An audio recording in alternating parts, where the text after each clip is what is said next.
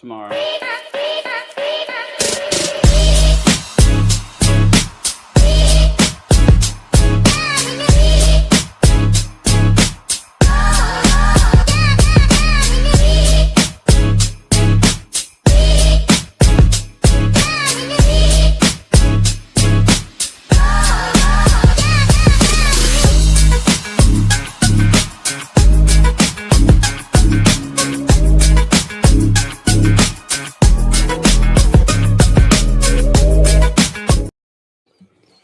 What's going on, everybody? Welcome back to a special edition. This is Saturday night, the night before kickoff of Seahawks Coast to Coast. Zach, how are you doing?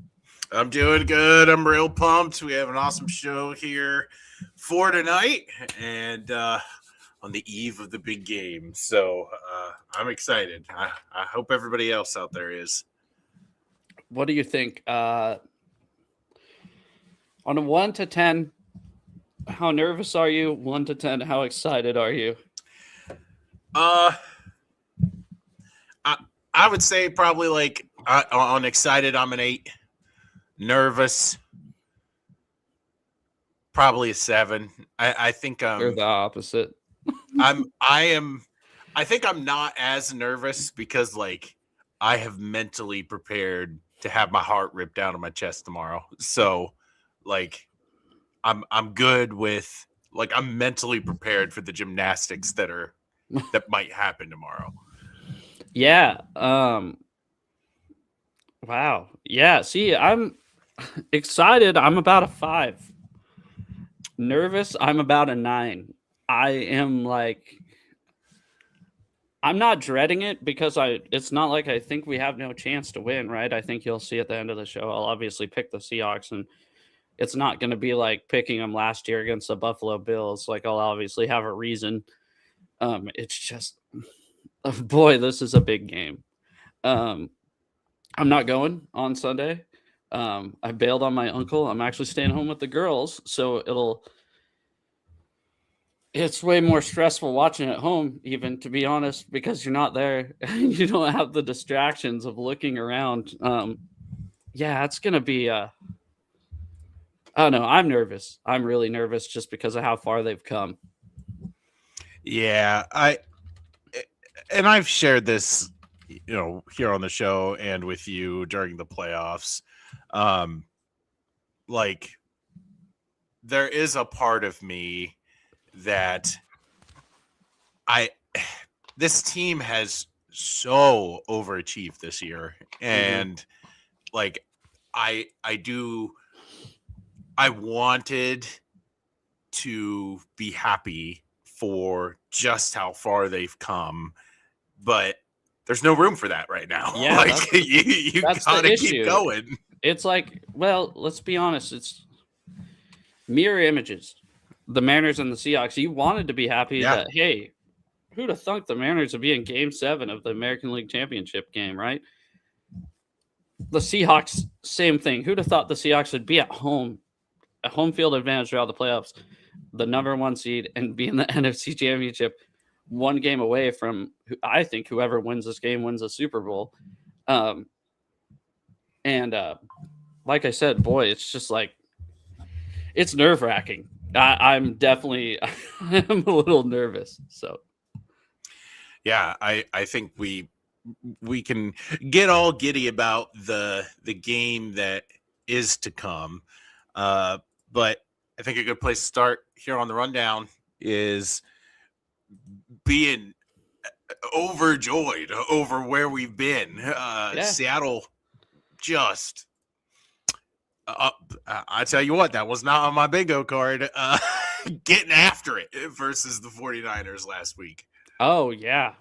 I thought you were talking about the city as a whole, but yeah, that let's just start off with the very first play from not even from scrimmage, the kickoff.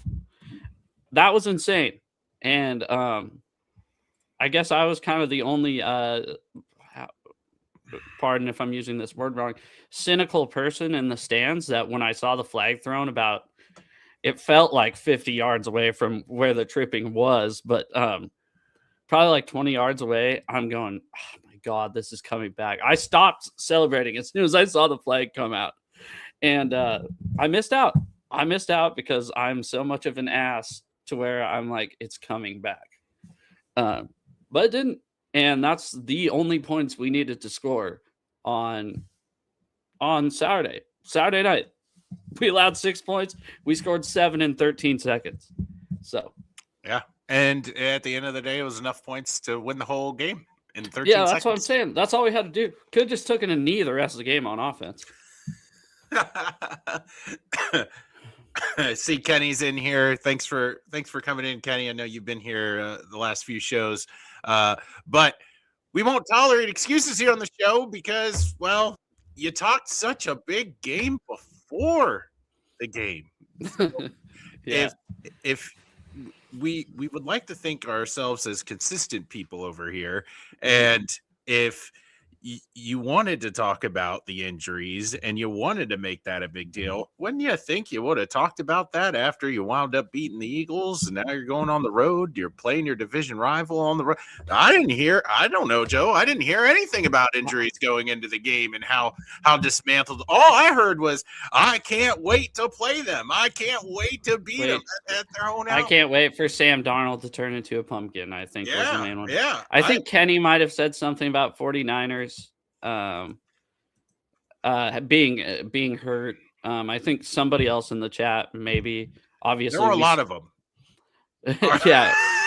Yeah, we see you guys. Trust me, you know that we talk to you guys. But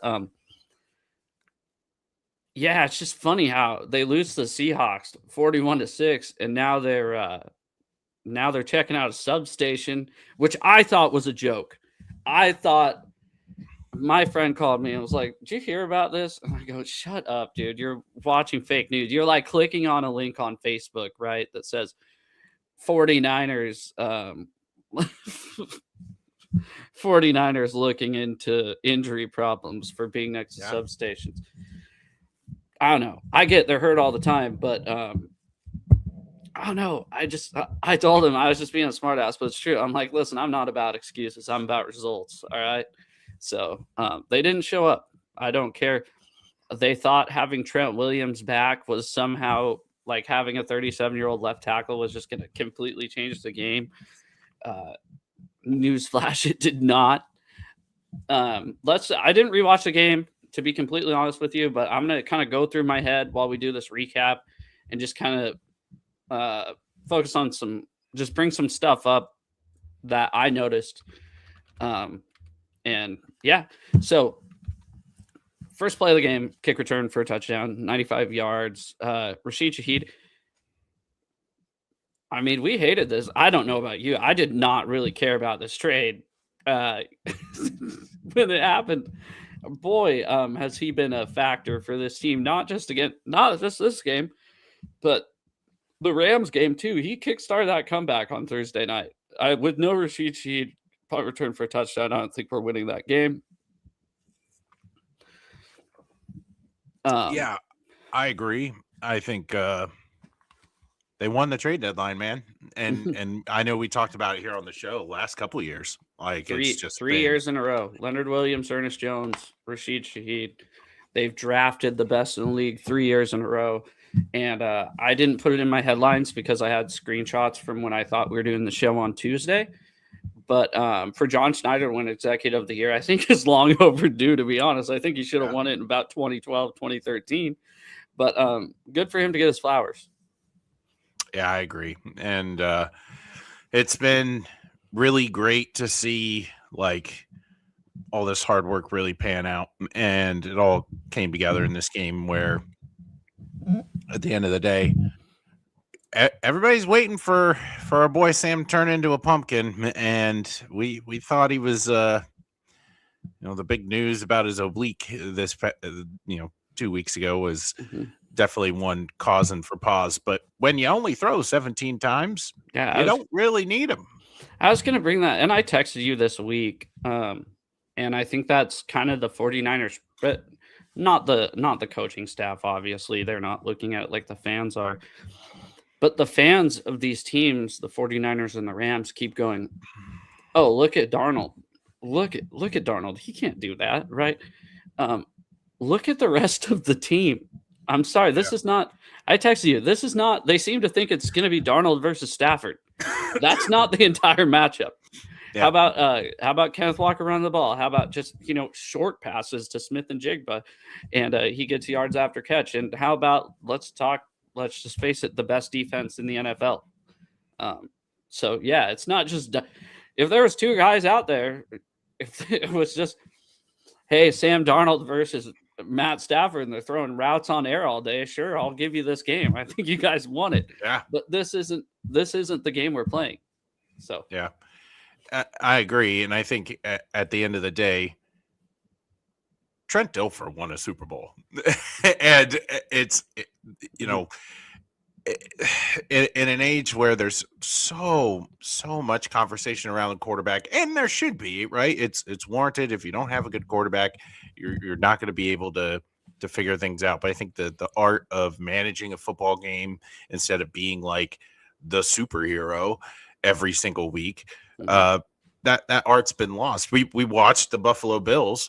They have probably the biggest superhero right now in the NFL and Josh Allen. And that only takes them so far until you need the defense step up, or you need great wide receiver play, or great running back play. This team is just built in such a way where, we're going to not put the cart before the horse. We're going to build just a really competent team around this position and have it in a way where the quarterback is not actively losing games. And the Seahawks have been built like that for a long time. Yeah. Our biggest complaint about Geno Smith was like, man, like those backbreaking red zone turnovers, they're killing us. And it's like everything else is going okay. It's just don't need you to be doing that. Yep. Well, now we have a quarterback that doesn't quite do that. unless if he's thrown to a 300-pound defensive lineman on the 2-yard line. Kenny, I do want to say I know you probably tuned in a little bit after the first seconds of the show, but it was us telling us how the confidence or the excitement versus trepidation. Nervousness. Yeah. So we're not still floating, I promise. We're just still talking about the 49ers game, kind of. So. There's enough fear on the horizon. Like you will get your fill in this show. Trust us. Yeah, exactly. What's up, David McNiner? And yeah, as long as you don't need Sam Darnold to single-handedly win the game, then you'll be okay. And I think that's what we've been talking about for not just weeks, this entire year. I think since week 1 against the 49ers, when he fumbled the ball at the very end of the game, right? We don't want to have a quarterback has to win us the game. We have a middle of the road getting paid quarterback. We want him to manage the game and facilitate the offense, and that's what he's done a pretty good job of. So yeah, absolutely. And just looking at back on the game that was, I think a huge story for us coming out of that game, of course, is the possibly next season ending injury to Zach Charbonnet. And I think it's good to see K9 hitting his stride right now. I know this changes the posture of this team in terms of that running back position here in the offseason, because we were really okay with letting K9 walk, keeping Zach. Really okay. We just talked about this. Rocking and rolling, but now the game's changed. Yeah, and I think Kenneth Walker's performing. Obviously, we're just kind of going off the last couple of games, but he's performing at a level where he's going to command a little bit more money than we thought. I think the franchise tag is the median salary of the top 5 players at his position. And honestly, we can talk a lot more about this in the offseason. We have plenty more days to talk about this, but I wouldn't be surprised if they franchise tag him. It's not the most expensive position group to franchise tag, and all that money's guaranteed. So, yeah. So just a bit of a gut punch there for the two-headed monster that we had that was really working out. Cam Akers and your boy Jones Jr. coming up. Velus Jones. I texted you at the game. It was during that. It had to be against her. It had to be right after the don't even the Shaheed end around. And I said, was that Velus Jones? And you're like, no, that was Rashid Shaheed. And then you're like, oh wait, yeah, that is Velus Jones in the game. So yes, so both of them going to try to come in and shoulder the load there for the absence of Charbonnet. But other than that, I mean, this team was rocking and rolling. A bit of a I don't want to like put unnecessary pressure on a guy who, you know, has been there, done that. But like Cooper Kupp, 5 catches, 5 targets, leads the 60 team. yards. Leads the team. Not that, you know, that was needed, but I think for a long time we've kind of been hungry for a game like that out of Cooper Kupp. So that was cool. Well, honestly, I think if JSN would have had a normal game, I don't think it would have stood out as much. 5 catches for 60 yards. But I mean, we didn't even target a tight end the entire game. I know. Wild. We Robbie Oots. We had more fullbacks with targets than we did tight ends, which is insane because I could have swore I saw Barner with the ball, but I looked back and it was the barnyard play. So yeah, and then I guess the Seahawks just jumped out early, got that big stop at about midfield on 4th down, which was one of the weirdest plays I've seen in a long time. Yeah. You run a stretch play with your fullback, and a stretch option play, which, I mean, if you're trying to get creative as an offensive coordinator, that is pretty freaking creative. But to run it to the short side of the field,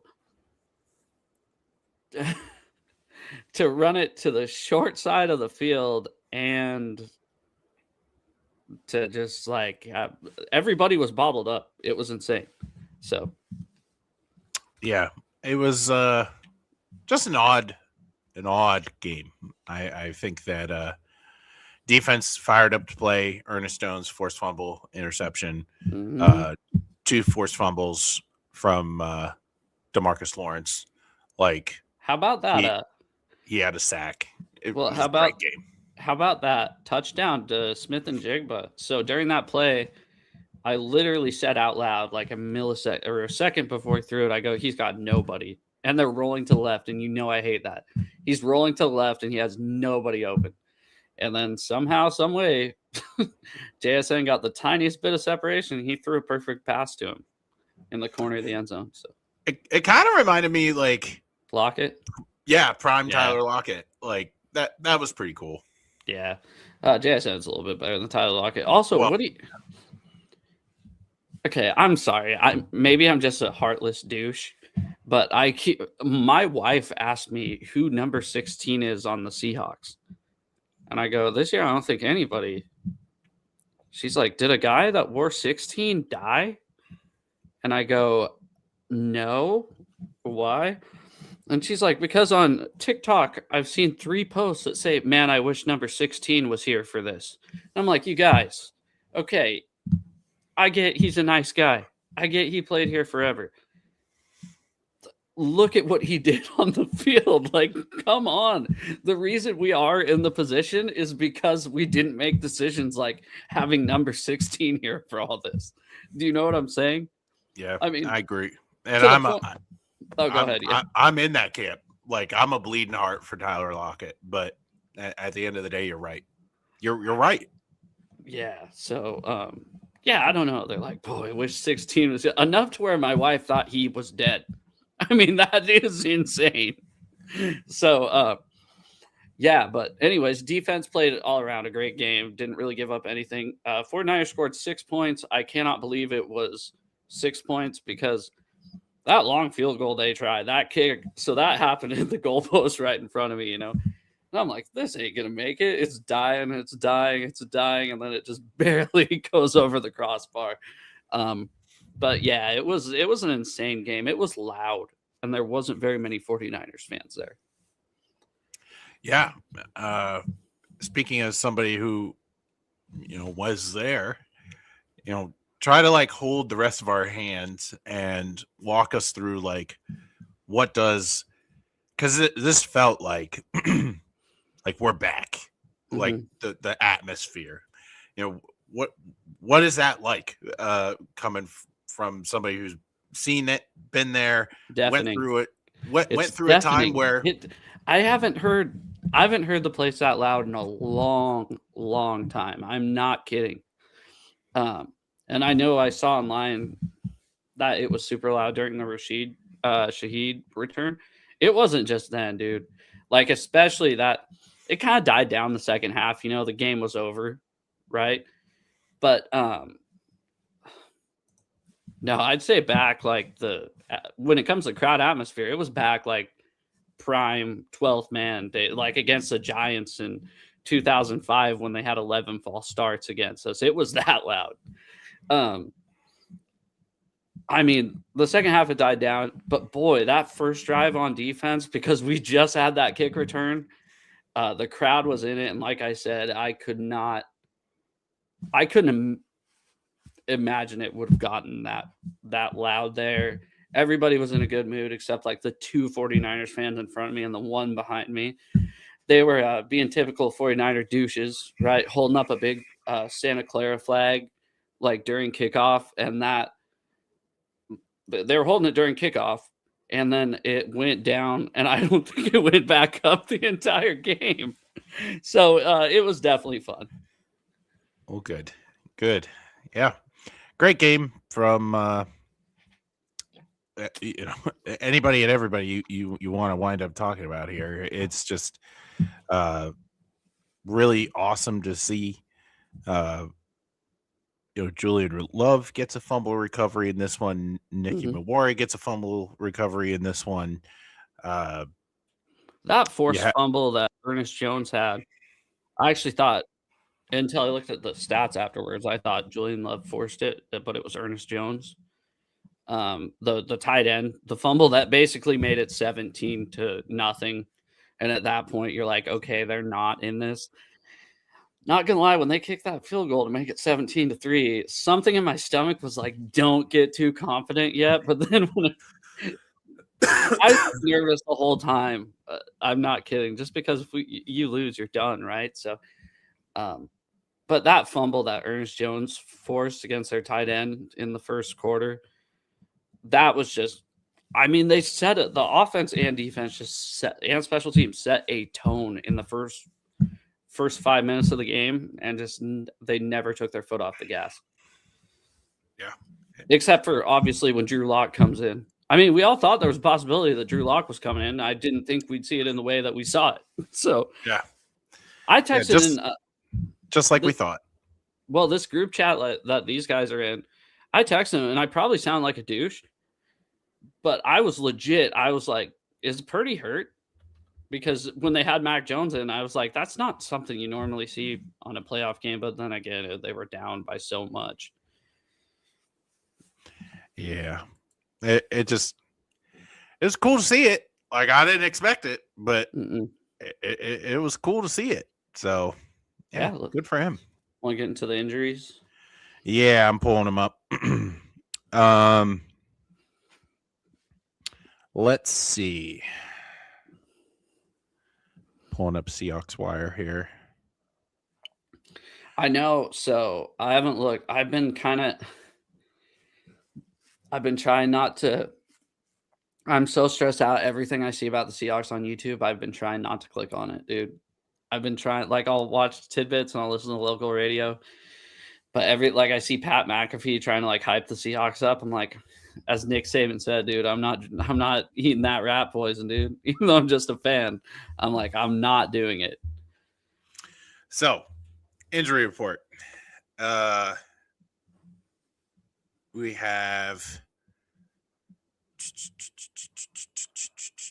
Amari Knight, doubtful, did not participate in practice. But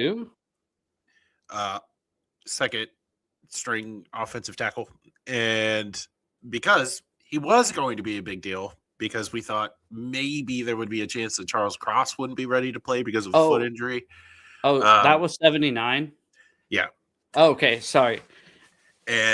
But Charles Cross, full participant in practice. That's probably like, other than Zach Charbonnet, that's like, that was the fear and trepidation going into this week of Charles Cross. Yeah, and Mike McDonald said during the week, he was like, if we felt like Charles Cross had to be in the game, we would have put him back into the game, right? But it was going the way it was, and why risk it, right? Yeah. Robbie Utes, neck injury. He's questionable. So good thing we got Brady Russell still. Yeah, it kind of stinks that he is he's out, or questionable, I guess I should say. Mm-hmm. Big news out of the quarterback room today. He is Sam Darnold fully cleared today, so they're still nursing his reps, but news came out today that he's good to go and ready to take on the Rams. Mm-hmm. Seahawks Wire, of course, does not post Rams injuries, so let me get the Rams up here for a second because they have a number. Hey, you forgot to bring up a couple big ones, though. I guess I'll talk about while you look at the Rams one. Halani back this week. That's definitely a plus. Getting George Halani back. My preseason god. I was talking to my friend after the 49ers game. He's like, "Where did Kenny McIntosh go?" And I was like, not gonna lie, I freaking forgot Kenny McIntosh existed. And I Googled it. I forgot he tore his ACL before the preseason started. And then Elijah Arroyo back this week, which I didn't really expect that at all. So that's cool. Quentin Lake, safety, had an illness earlier this week. He's full participation today. So he looks to be good to go. Byron Young, questionable, outside linebacker. Yeah, that's a big one. Yeah. And Rob Havenstein, offensive lineman. He has an ankle injury, but he's been designated. He's been trying to come back this week, but he is out for. Oh, he is? It says here game status out here on the Rams official site. So that's a Rams report. That's a big one. Yeah. Yep. I mean, I think Byron Jones is the biggest one, right? Obviously. Yeah. And let's get into this game. Let's get into the Seahawks-Rams preview because they have both been barn burners. As much as you want to say the first one, Sam threw 4 interceptions. The only reason they won that game is because our kicker missed a 60-yard field goal at the end of the game, right? Another thing I've noticed on the national media that I have watched, which was strictly, I think, Sunday, because that's when I got kind of tired of it. They go, the Rams outplayed the Seahawks for 7 quarters. The Seahawks just outplayed them for 1 and overtime. They clearly didn't watch the first game. Everybody besides Sam Darnold outplayed the Rams on the first game. I mean, if our quarterback didn't throw 4 interceptions, that wouldn't be a thing. If Sam didn't throw basically a pick 6 in the second game, you remember that brought the ball down to the 1-yard line. Blake Corum scored, I think, the next play. It would still be closer then. This is a tough matchup, and this is a game that we, as much as I know everybody's talking about it, and I say I hate it, but this is a game we do need to run the ball well and get easy passes. The easy passes completed. Yeah, I think a big key to the game here for Seattle, and it's something we've complained about all year out of K9, but man, if there's a game you figure out how to just be content with 3 yards in a cloud of dust, it'll be this one. Mm-hmm. And Like, not every play has to be looking to bounce it to the outside and trying to get that home run hitter, which he obviously can do.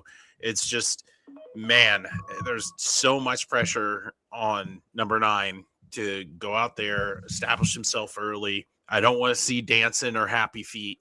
Like, be strong, committed runner. Sean Alexander, you don't have the offensive line to run like Sean Alexander. I'm sorry. Yeah. That's kind of the thing. Sean Alexander, that worked because the 5 guys he had in front of him, right? Yeah, I think another thing is, honestly, is going to be getting to Stafford. Sorry to kind of cut you off, but no, we've sacked him 0 times in the first game, which he actually played very poorly the first game against us. I don't know if you recall. I think he had 150 passing yards. We held Puka to 70. I'd really like to see a defensive performance like that. It's boy, this is just tough. I don't think, now I'm going to knock on wood, I don't think we're going to see the passing that we saw from the Rams last time, because we can't have that and win this game where he threw for 525 yards and Puka had 225 and 2 touchdowns. So, yeah, Stafford in the first game, 15 of 28, 130 and 2 touchdowns. Pretty plain. And Devontae Adams played that game, and he had 1 catch for 1 yard and 1 touchdown. Yeah. So it's not like he broke us that game. He did have a magnificent catch last week. I don't know if you saw that. I did. But boy, we need to stop Puka Nacua, right? Because that was the death of us last game in overtime too. So I think there is something to be said though about the Rams here in the playoffs. Like, I know it's kind of like, oh, we're here now. It's a divisional game. Throw everything you know out the window. But man, if you've been watching Rams games in the playoffs, like, they've been playing down to their opponents, and they've been doing it since we beat them. Yeah, and that's why I'm nervous, because they can show out.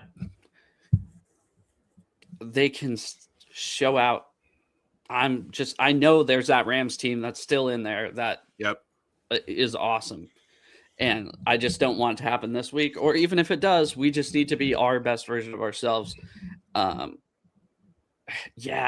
they really, they shouldn't be here, if we're being honest. That Panthers game should have done them in. So, yeah, it's just insane that the 2 teams in the NFL that have been the 2 best teams in the NFL for a long while, we kind of all said, well, they'll meet again.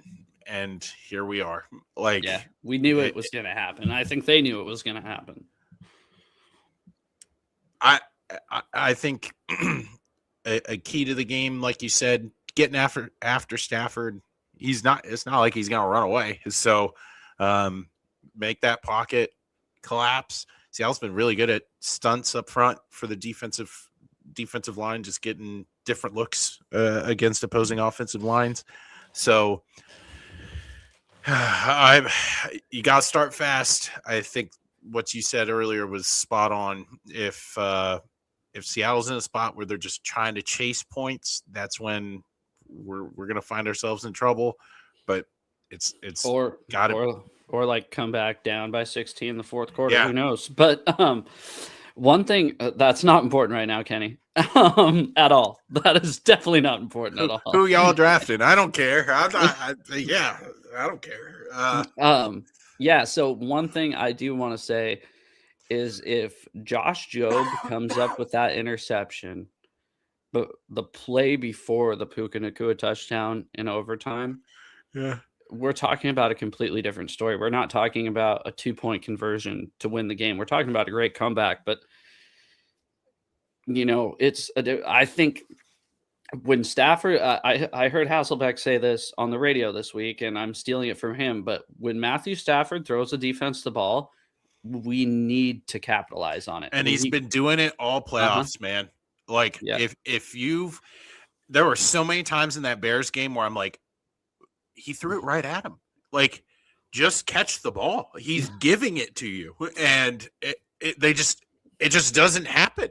And he throws the most uncatchable ball on the most obvious interception scenarios, and they just can't come up with it. And I totally agree with you. Like, he's giving that opportunity, capitalize on it, catch the dang ball. So, well, and we've talked about this all year. Sorry to cut you off, but we've talked about this where, yes, Sam leads the league in turnovers, but he's middle of the pack in turnover worthy plays, according to Pro Football Focus. So the fact that teams are just capitalizing against his bad throws, right? Or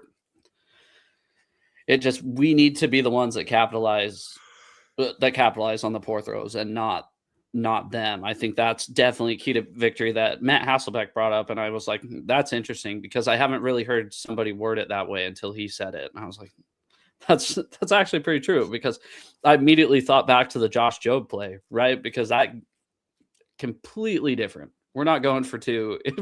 We're not even kicking an extra point. We're getting down to like the 15 and kicking a field goal and getting the heck out of there. So, yep. Yeah, absolutely. But yeah. Well, do you have any NFL headlines you want to touch on today? Or are you content with the preview, or where do you want to go? I mean, what do you think? Obviously, we need to run. Let's say the dumbass thing we say every week. We need to run the ball, stop the run, have the run open up the pass. But it is true. If Sam throws the ball 17 times this game, barring injury, right? I'm not going to jinx us, but if he's throwing 17 times a game because he doesn't have to throw the ball 30 times a game, I think that's definitely a key to victory. Yeah, I agree. I think special teams obviously is going to be a big topic in this week's matchup. Seattle's just been so good at special teams all year long, which I hated. Jay Harbaugh. I know. Do you remember that last year? Did you like him? I mean, I think a lot of it was Chenault last year. Yeah. Well, so something interesting that was covered earlier this week on the Shaheed touchdown run. Something that was interesting that was pointed out was most times when NFL receiving units on kickoffs happen, there's like a standard formation that plays itself out, and then you have two receivers back to go and get the ball. I noticed that while I was at the game, and how they were lined up in an I formation. And now there's only one guy back there. You have an extra blocker further up the field whose total intention is, I'm not getting this ball. I'm going to go and block. Like, how hasn't anybody else thought of that until now? Like, this, I think the only thing that might screw us with that, to be honest, because I did notice that, the only thing that might screw us is their kicker really kicks that ugly low ball, right? And that's going to be harder to cover sideline to sideline. So maybe they saw something in San Francisco that this guy just boots it straight up in the air. I have all the time in the world to get to wherever it's going to go, right? So, yeah. So, but I did notice that too, and I kind of thought it was weird, but I didn't really think anything of it because it was every time they lined up for a kickoff. I definitely didn't notice it the first time, but I guess I only kicked it off just 3 times, but the other 2, I was noticing. I'm like, oh, that's kind of odd, but that whole kickoff is still odd to me. So it's not like it's not like, I don't know. Sorry, that was dumb.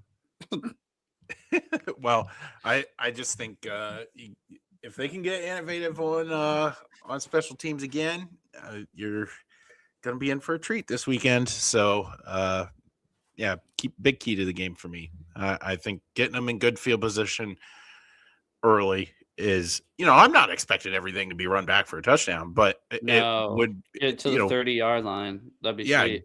Get up there, put pressure on them, and they're built to do that for sure. Yeah, and I'm a smart ass too. So like the first 49ers game, or second, the one 3 weeks ago, right? when we got the ball down to the 5-yard line and went for it on 4th down, I'm like, man, this is a great field position flipper. I always say shit like that. But let's get to some headlines. Most of these, not going to lie to you, are just talking shit about the 49ers because I screenshotted these on Tuesday, and most of them are from the same post from NFL memes. So let's get into these. One of them I think is hilarious, and I noticed it. I'll tell you when we get there. Okay. Yeah, this is actually one of them. Mike McDonald versus Sean McVay. Sean Payton versus Mike Vrabel. I thought that was nuts. Spelt the same way. Both of the Mikes are defensive guys. Both of the Seans are offensive guys. And I think both Mikes are going to come out on top. Yeah, good time to be named Sean or Mike. So I mean, not like there's a zillion people named that anyways, but I thought it was cool when I saw it. 49ers fans realizing the Seahawks are 2 wins away from lifting the Lombardi at their own home stadium. Another thing I wanted to say is, like, if the NFC wins the Super Bowl, it's going to be one of their two biggest rivals. I mean, it doesn't matter if it's us or them. I think they will still be pissed off that we have confetti falling down in Santa Clara. 49ers longer Super Bowl drought than the Dallas Cowboys. I mean, it is true. They won their last one in 94. Dallas won their last one in 95. Never thought of it that way. But no, me either. Yeah, because everybody makes fun of the Cowboys for that, right? So this is all off the same post, by the way. Seahawks scored enough points in 13 seconds into the game to beat the 49ers and advance. That is true. I think that was one of the first things we talked about this game. This had to be my favorite. Yeah, and they tore the sign. They tore the fan sign. Did you see all that shenanigans? No, I just saw Trent Williams flipping him off. No, they were all jamming and stuff, and the fans get down there and they're all rowdy. It's been the same guy. The sign guy, he's been there since I've been a kid. There was a lot of sign people there, so I don't know if it was like that guy. I know who you're talking about. The guy that wears number 1 in a 2002 and it says "Our House" on the back. Yeah. But they like reached up and grabbed this guy's sign and ripped it up. I'm like, I would be mad. Like this is like your banter and my banter. Like I can't go down there and like huck your helmet across the field or something like that. You could, but you would go to jail. I know, and I'm like, what are we doing? Like this is. I mean, if you do think about it, you can punch a fan in the face and only get suspended for 2 games. Well, yeah, so, I guess you're right. I mean, that's nuts. I still can't believe he was only suspended 2 games. I'm so happy. I didn't see that, to be honest. Yeah, so yeah, I was really upset at all that because I'm like, at some point, players got to be over there, fans have got to be over here. Like we just went through this whole fiasco with DK in Denver or in Detroit. Like, just like let the fans do what they're doing, and you're doing what you're doing. They're up there, and you're down here. Don't go ripping signs. It's stupid. And so yeah, I was really bent out of shape about. Yeah, you're more bent out of shape than I am. I don't even care. I'm so glad that you brought that up.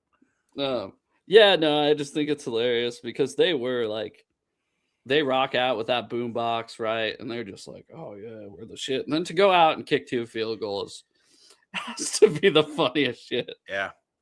Yeah.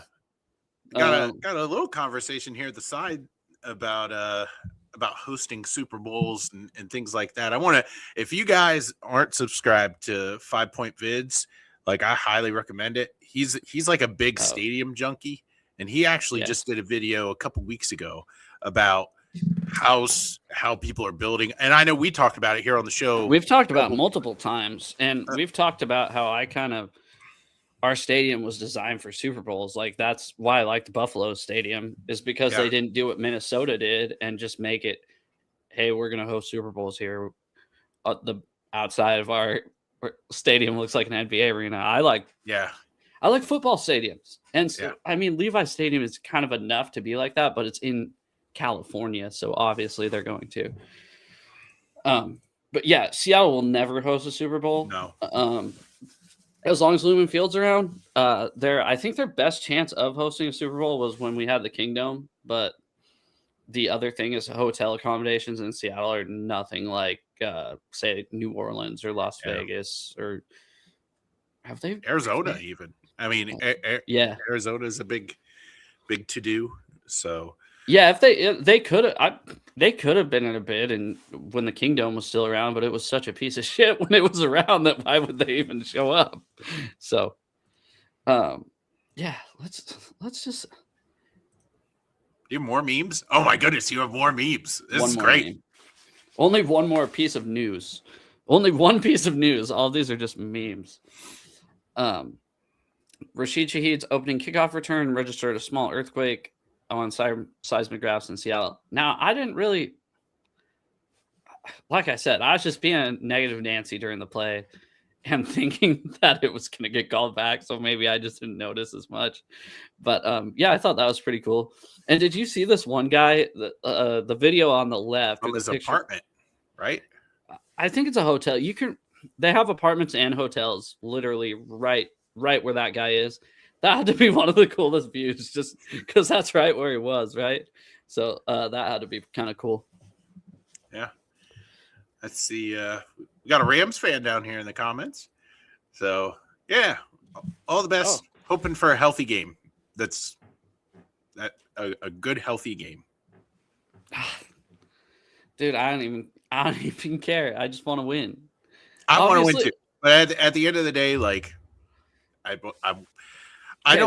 we're hoping if there's an injury, we're hoping there'll be time he's back next year. I mean, this is a game where just leave it all out on the field, right? If you got to make that extra reach I don't know. Tell that to Denver. Like, gosh, what a terrible we'll get into win. That with our picks, dude. Yeah. But yeah, thanks, Peo, for coming in.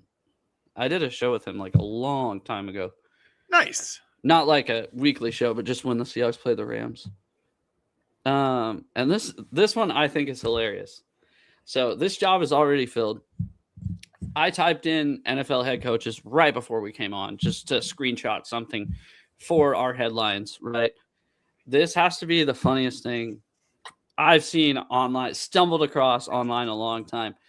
So kind of blurry, but if you want, you can actually go on Coach Corner website and apply to be the Tennessee Titans head football coach.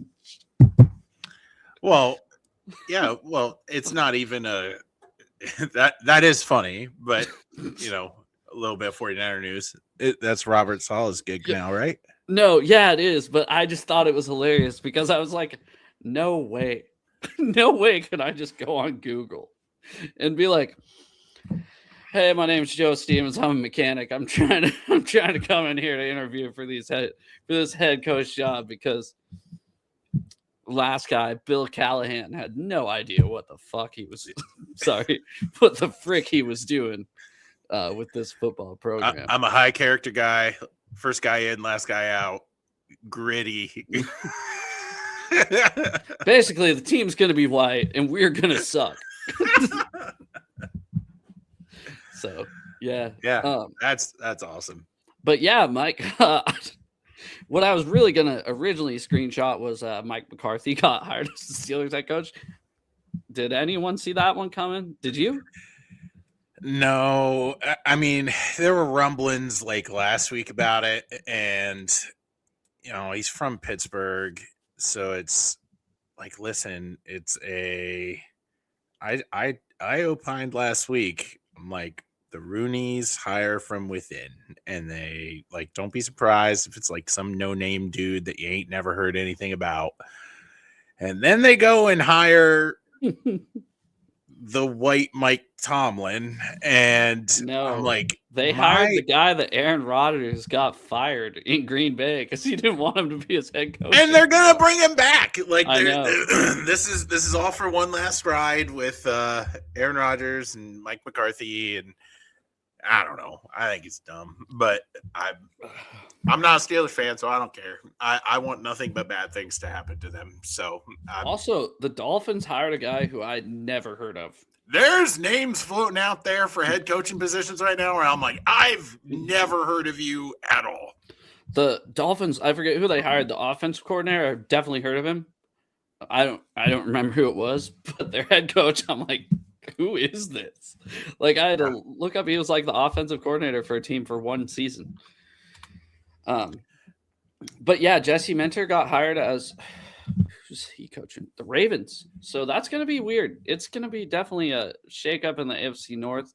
I don't know if Jesse Minter is going to do as good of a job as Mike McDonald has done, to be completely honest. I don't think so. I just a different. Will Howard is pissed. Whatever, dude. I didn't think Will Howard was really taking him anywhere, anyways. I'm not gonna lie, I liked Riley Leonard better than Will Howard, but when it comes to NFL, evaluating, I didn't think either of them was really going to do much.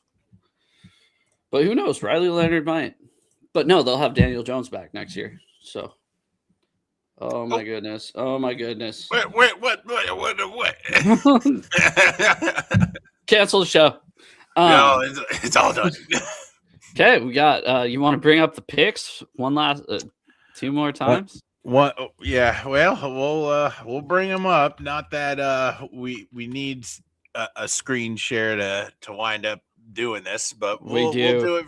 We'll do it for old time's sake. Hey, listen, I'm not getting a haircut unless the Seahawks lose on Sunday or the day after the Super Bowl. All right. So I'm superstitious. We got to keep our stuff going the way it goes. Oh, shoot. That's a packed slate tomorrow. Yep. Why does yours say 3? That game's at noon. Well, I have the correct times up here. So, oh yeah, sure. What an elitist! He's an East Coast elitist. Yeah, exactly. He takes pride in the Tea Party over there. Yeah, it's great. So, Patriots on the road playing Stiddy and the Denver Broncos. Dude, if we win, I want the Broncos to win so bad. If we lose, I want the Patriots to win. But you know what? You're gonna do it. I'm gonna do it. I'm taking. Give me Denver. You talk crap about Sean Payton all year long, and now you're gonna take him in the AFC Championship with a backup quarterback. You know I root for things that I think are hilarious, as long as they don't affect my team. And I think it would be absolutely hilarious. And I know the NFL will be pissed if they have to promote this game with Jarrett Stidham under center. So give me the Broncos just out of sheer comedy. My heart wants to go with you, and I want all the things you want, but I have said on this show, and I will say it again, I'd rather be right than pick with my heart. So I'm going to pick New England. I do not look forward to if we do advance the 2 weeks leading up to the Super Bowl, because all we will be seeing is the last time these two teams played in the Super Bowl. I don't want that. I don't even care. These guys don't care either. Nobody was around then. But the media cares. That's I care a little bit too. My stomach drops every time. Still, every time I see the Jermaine Kearse catch 2 plays before that play, it brings a slight bit of pain to me because I know what happens 2 plays later. Yeah. Sean Payton's record with backup quarterbacks 8-1. I heard that.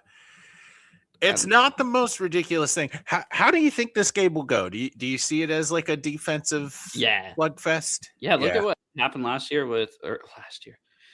week with Denver. God, I'm so messed up right now. With New England and Houston. I mean, I think Houston has a good defense, but look at how many times both teams turn the ball over. I think you have a couple of turnover a team that likes to turn the ball over versus a team with a first-time starting quarterback, I think you're going to get quite a few turnovers this game. So, yeah, I think it's going to be a bit of a sloppy game. Drake May. God, I've been wanting this guy to come in here for the past year or two. Oh, yeah. Thank you, Jim Everett, the great. You want to drop some lore here on the channel, or no? This guy's just a troll on a bunch of 49ers channels, and he's never really came into mine. I feel honored and privileged that you are here right now to never show your face and say a bunch of negative shit about the Seahawks, even though you have no idea what you're talking about. Wow. Sorry. Let's get back to these picks. That was very heartfelt. So, kind of threw me for a loop there. So, Drake May has been kind of sloppy here in the playoffs, and fumbling. I think. Oh, here we go. Sorry, we talked about this earlier. Please, yes, Sam Darnold. Yep, that's what you need to focus on. Stopping Sam Darnold. Don't even worry about our defense. Nothing. Yeah. Sorry to cut you off. That's all I'm saying. I understand the deep-rooted bond you have to talk trash with this person. So, it's been like 2 years. I know this is a big moment for you. You've waited so long for this opportunity. So, yeah. Who am I to stand in the way? Really? Just half this show. Yeah, it's your show. You can do whatever you want. No, it's not. It's on both our channels, dude. The Seahawks. You had the power to turn it off earlier, so I'm just along for the ride. I'm just the guy who pays for StreamYard. All right. If not, this would be roles reversed. I promise. So I think it could be a sloppy defensive game between these two in the AFC Championship. It would not shock me at all if it came down to the end here. Denver. I don't know. I'll look it up. Or you can. Screw it. Broncos weather. A cold forecast. I'm going to watch a bunch of The Ranch before this game. 15 hours ago. Bleacher Report. Here we go. Agree. I don't want to. Oh, you screwed yourself, dude. Major storm. Yeah, this is the snowpocalypse thing that we're getting tomorrow. 18 degrees. It's going to be cold. It's going to be real cold. But they're playing the Patriots, so, whatever. I don't know. 43 degrees and partly cloudy. Not quite the cold, rainy day that our head coach predicted 2 years ago. No, it's that video was sick. It was amazing. They actually played another one. I got it on video. I'll send it to you. Before the game, they played it on the Jumbotron, and it was kind of like the video they posted a couple days ago. But yeah, dude. One thing I love about this guy is he is not as much of a hard ass as Mike Holmgren was, but he's not a pushover like Pete Carroll was. He's like right in the middle of the two of them. Yeah. And it's kind of nice to not have a guy that's going to get pushed over anymore. Yeah. And like, I watched that video this week and I was like, I will die for you, head coach. Like I will go out there. Give me some pads, dude. Like I will long it was amazing. Snap. I will long snap for this. I will do whatever is necessary. I'll be the guy that holds the ball for the kicker on the windy day. So that's where I'm at. But anyway, NFC Championship game. We've talked about it. No, you're probably gonna pick the Rams here with your adoring fan here. So I'm gonna switch it up. No, I'm just kidding. Give me the Hawks just for what we talked about earlier. I think people say that the Rams dominated the first game. Obviously, like they didn't watch the game because we did. If we just took knees the whole time on on offense, I think we would have had a better chance of winning that game than 4 interceptions. And still, the only reason the Seahawks lost that game with throwing 4 interceptions was because our kicker missed a 60-yard field goal to win the game, right? Like and a god tier punt. Yep, the greatest punt of all time happened, and we still drove it a little bit down the field. Just gotta play great defense and stop Puka Nacua. And the Seahawks will win this game 27-23.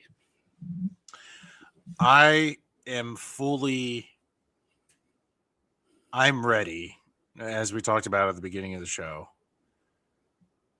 for my heart to be ripped out of my chest. And although just because I'm mentally prepared for that doesn't mean I'm going to pick the Rams. I'm going to pick Seattle here to get it done. And I think, man, this defense has just been so good. And we've talked about earlier in the show how Stafford's been sort of playing down the competition here in the playoffs, been throwing those. They're lucky. The difference between us and them is, like, our game wasn't even close. We only played one, but they're lucky to be here. Stafford's been throwing those here, take it kind of interceptions that nobody's been able to do. I think nobody's been able to get and capitalize on. I think that's the difference. I really do. I don't think it's going to be a huge game for Sam Darnold. I think this will be a game where the mistakes that Stafford has been laying up here for the other teams here in the playoffs are just going to come back to bite him. I'm going to pick Seattle to win this 27-17. And, but man, am I fully prepared to just get my heart ripped out tomorrow. But I think this defense is just that good. And it'll look a lot more like the first game. And this is kind of why I flipped out a little bit, like at the beginning of the show, is because this is literally your one comeback about the Seahawks. Sam Darnold. Like that way all week. That's it. No, been this way all year. Yeah. I mean, Sam Darnold. Yeah. You know I think that's a great point. Jordan B2519. Yeah. That's perfect. That's kind of what I didn't even take into account that this game should be on Stafford's back, but it doesn't have to be on Sam's. So yeah. Anything else before this pivotal matchup that you want to get into? I mean, we have hot takes. Do you have one? Because, man, I've been waiting all week to give you mine. Give me yours. I'll try to think of one. If not, I'll go later. Oh, buddy boy. If you've been following this channel, you know my favorite hot take of the whole dang year has been. Should have seen this one coming. The narrative of the old quarterback. Oh, the old quarterback? And trying to hype up the old quarterbacks who've gotten their chances throughout the year. And one by one, all year long, Joe Flacco multiple times on multiple teams. We had Phillip Rivers come out of retirement. I even got on the Aaron Rodgers bandwagon at one point because I was like, man, old men quarterbacks. He's like, man, I just need to say something. Well, last week on our show, I said, the only old man quarterback left is Matt Stafford. So I think the old man quarterback take is dead. Well, I'm here to tell you, buddy, the old man quarterback take in recent days is alive and well. What? Because I'm a firm believer because he just got an interview to be the next head coach. God, I don't know how we didn't bring it up. Of the Buffalo Bills. My hot take is that the Buffalo Bills should hire old man Phillip Rivers as their new head coach. I'm I'm all in, baby. The old man quarterback take is all the way back. Full circle here for the conference championship week with the man who I rooted for so hard down the stretch coming to save the hot take segment. I'm over the moon that we're here now, living in this timeline.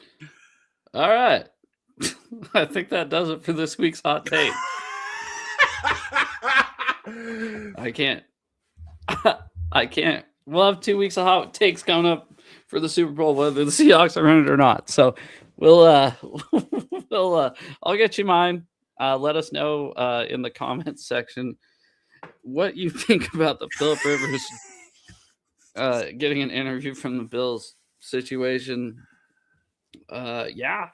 So Phillip Rivers has 8 kids to put through college. So he gets it. He gets it. Yep. Go get that head coach money, Phillip Rivers. Go get it. Yeah, yeah. That's dumb. That'd be dumber than hiring Jeff Saturday as an interim head coach. Because at least it's not permanent. What if I ask you a question before we leave, because I do have to get on another show right after this. What would shock you more? Phillip Rivers coming back next year, midseason, to fill in for a quarterback, or Phillip Rivers becoming the interim head coach of the Colts, or the Colts. We'll just say the Colts. We'll just say Phillip Rivers coming back to be an interim head coach, or Phillip Rivers coming back to be a quarterback next season. Which one would just surprise you more? Probably being a player. I would say probably being a player. I mean, he came in and lost 8 games. That's kind of all he did. Not being a dick. They were playoff bound. Yeah, well, you can only do so much. The man's 140 years old, so. Yeah, I mean, nobody besides the Colts was asking him to do that much. But yeah, I'm here for it. Well, guys, it's gonna be a tough one. If you need any therapy or whatever, I'll probably, depends on how the game goes, but we will be back here Tuesday. Depending on how the game goes, we might have a therapy session tomorrow after the game. We might have a celebration after tomorrow's game. So we'll see how it goes. Go Hawks as usual. And thank you everybody who's been with us all season up to this point. Really, it's been awesome. So see you guys. Bye.